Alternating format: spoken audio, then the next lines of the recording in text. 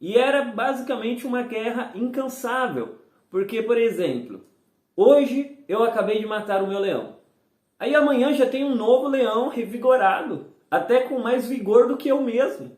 E aí ia lá travar mais uma luta. E não acaba.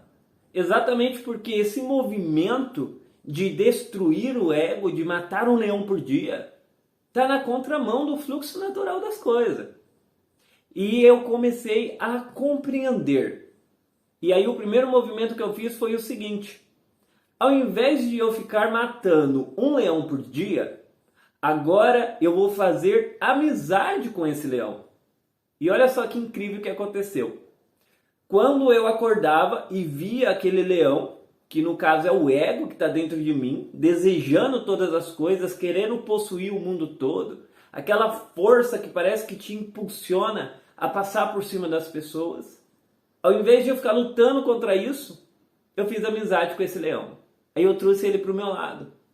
Aí no outro dia, havia um novo leão.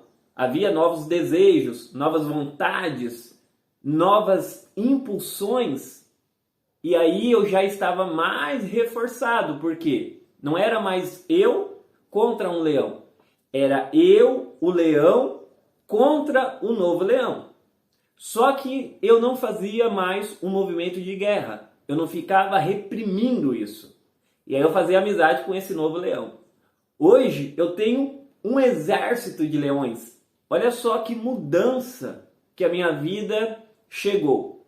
Exatamente por conta de que antes eu matava todos esses leões, ou achava que eu matava, reprimia todos os meus desejos, as minhas emoções, tudo aquilo que de fato fazia com que eu olhasse para a vida e quisesse de fato conquistar as coisas. A minha ambição, a minha ganância e tantos outros sentimentos que é atribuído ao nosso ego.